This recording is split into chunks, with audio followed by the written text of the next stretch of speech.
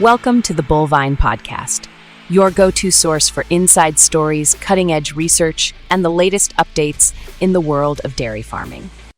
In our 145th episode, we learn how to master the transition. We take a holistic approach to dairy cow health and productivity. So please grab a glass of milk, sit back, and let's get started with this episode. Welcome, I'm Douglas, and today we're joined by Bella to discuss a crucial topic in our industry: mastering the transition period for dairy cows. Bella, why don't you kick us off by explaining why this period is so important? Thanks, Douglas. The transition period, which spans from 3 weeks before calving to 3 weeks after, is absolutely critical for dairy cows. It sets the stage for the entire lactation cycle and has a huge impact on overall herd performance. Recent studies have shown that a whopping 75% of dairy cow diseases occur during the first month after calving. That's a staggering number that really underscores how vital this period is. Those are some eye-opening statistics, Bella. Can you elaborate on the long-term impacts of a poor transition? Certainly, Douglas. Dr. Eduardo Ribeiro from the University of Guelph has reported some concerning findings. Cows that experience clinical diseases in the first 21 days post-calving face a 17-29% reduction in pregnancy rates. Even more alarming, these cows can see up to a 306% increase in culling rates by 305 days in milk. These aren't just numbers. They represent real financial losses and animal welfare issues that affect the entire operation. Those are significant impacts. It's clear that managing this transition period effectively is crucial for the long-term success of our herds.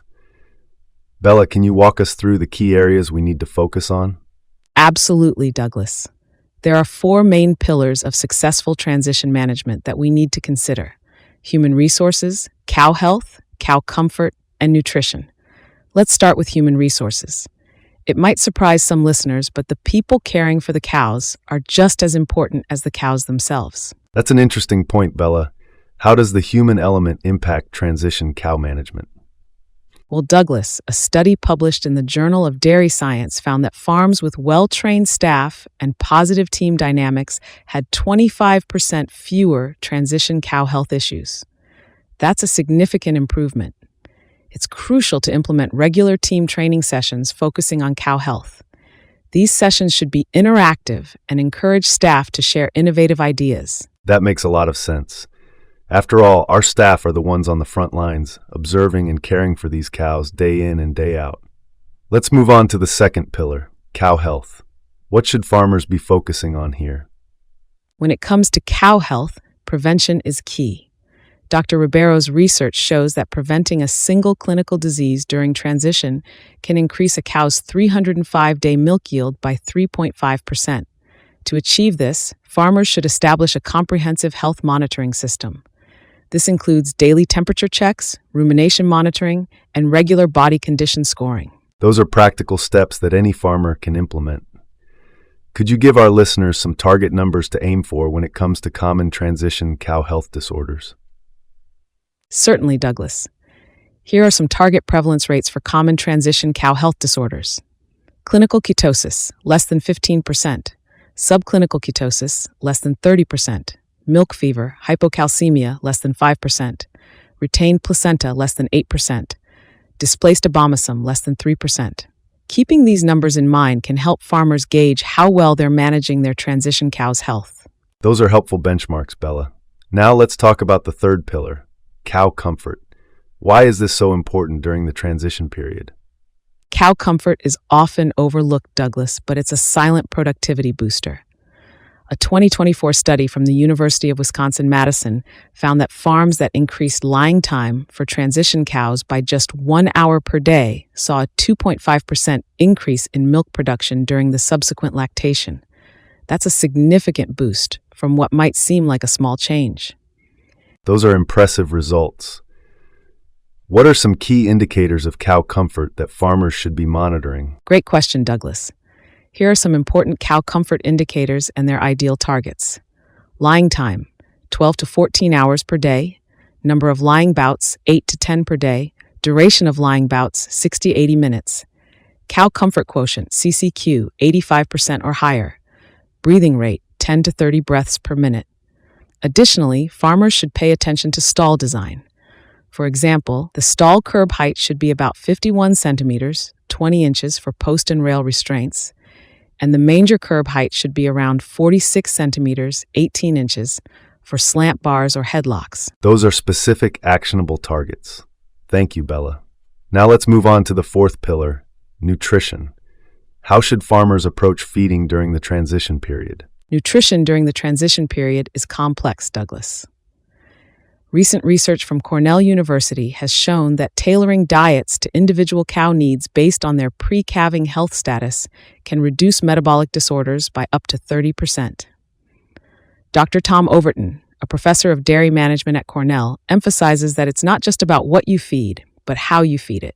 Ensuring consistent feed delivery and adequate bunk space can be just as important as the ration formulation itself. That's fascinating, Bella. Could you give our listeners some guidance on body condition scoring during this period? Certainly, Douglas. Here are the target body condition score BCS ranges for key transition stages.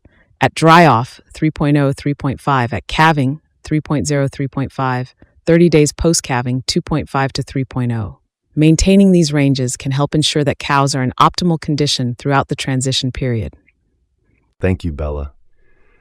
Now, I understand there's some new research about inflammation during the transition period. Can you tell us more about that? Yes, Douglas. This is really exciting new territory in transition cow health.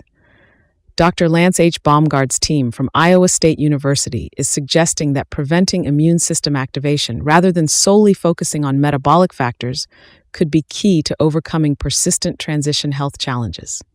A 2024 study in the Journal of Dairy Science found that cows given specific anti-inflammatory compounds during the transition period had 22% fewer health events and produced 7% more milk in the first 100 days of lactation. That's groundbreaking research, Bella. It seems like our understanding of transition cow management is constantly evolving. So how can farmers put all this information into action? Great question, Douglas. Here's an action plan for transition success. 1. Implement a holistic monitoring system. This means integrating traditional health checks with advanced technologies like rumination collars and automated body condition scoring systems. 2. Optimize the transition cow environment.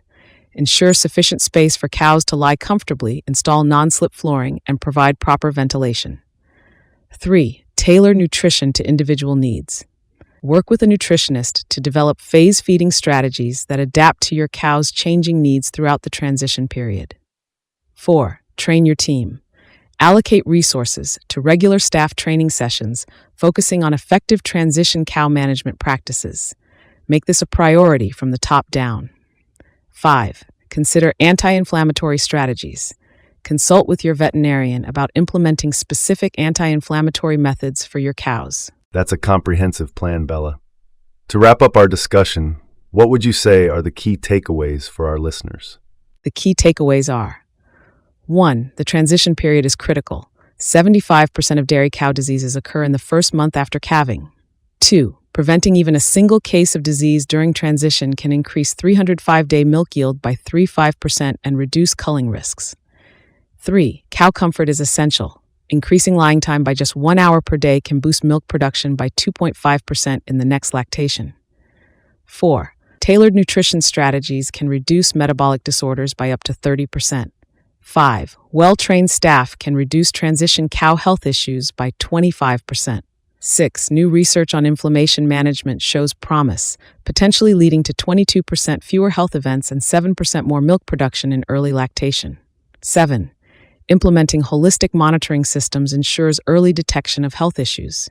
8. A successful transition program combines cow comfort, proactive health monitoring, tailored nutrition, and well-trained staff for optimal herd performance. Thank you, Bella, for this comprehensive overview of transition cow management. To our listeners, remember that mastering the transition period is not just about getting cows through calving. It's about setting the stage for successful lactation, improved longevity, and enhanced farm profitability. By implementing these strategies, you can transform this challenging period into a launch pad for herd success. Absolutely, Douglas. And to our listeners, we encourage you to start by implementing just one of the strategies we've discussed today. Whether it's optimizing your transition cow environment, tailoring nutrition to individual needs, or training your team on the latest transition management techniques, every small improvement can make a significant difference. That's right, Bella. The transition to excellence starts today, and your cows and your bottom line will thank you. Thank you all for listening, and here's to healthier, more productive dairy herds. Thank you for tuning in to the Bovine Podcast. We hope you enjoyed today's insightful discussion. Don't forget to subscribe, share, and leave a review. Catch you next time on the Bovine Podcast, where bovine expertise and community come together.